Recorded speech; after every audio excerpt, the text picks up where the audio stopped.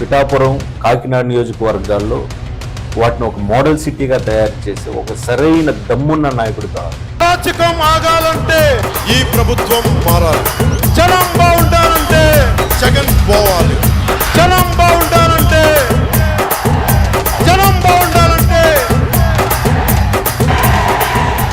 సరిపోవట్లేదు. ఈ మధ్యకాలంలో చూసుకుంటే యాంకర్ శ్యామల అనే ఒక ఆవిడని తీసుకొచ్చి వైసీపీ వాళ్ళు వంగా గీత గారి వైపు ప్రచారంలో దింపారు.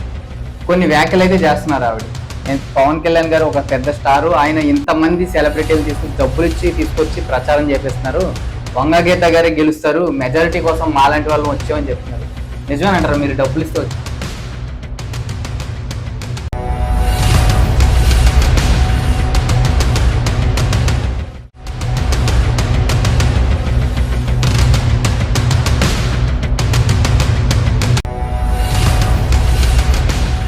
ఎంపీగా వంగా గీత గారు ఉన్నారు, ఇప్పుడు ఎమ్మెల్యేగా పోటీ చేస్తున్నారు ఆవిడ.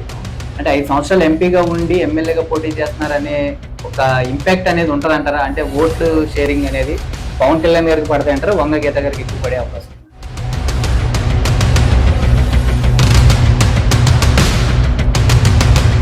జగన్మోహన్ రెడ్డి గారు వైనట్ 175 అంటూ 170 గెలుస్తామంటారు.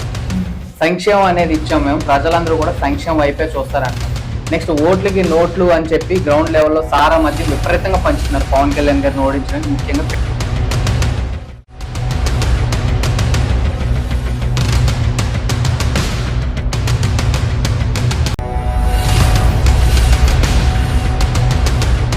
మధ్యకాలంలో కూడా మనం చూసాం, ముద్రగడ లాంటి ఒక కాపు ఉద్యమ నేత అని చెప్పుకుంటారు, ఆయన కూడా కొన్ని వ్యాఖ్యలు చేశారు. పవన్ కళ్యాణ్ గారిని చిత్తు కింద ఓడిస్తా, ఒకవేళ ఓడించకపోతే నా పేరు మార్చుకుని ముద్రగడ పద్మనాభ రెడ్డిగా మార్చుకుంటా అని చెప్పారు. వాళ్ళ డాక్టర్ కూడా బయటకు వచ్చి మా నాన్నగారిని పావులే వాడుకుంటున్నారు జగన్మోహన్ రెడ్డి గారు అని చెప్పారు.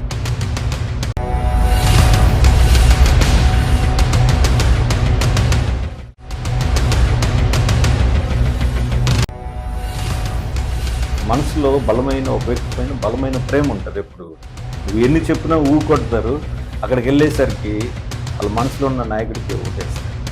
ఇదే మన నినాదం, మన ఎలక్షన్ల నినాదం ఇదే.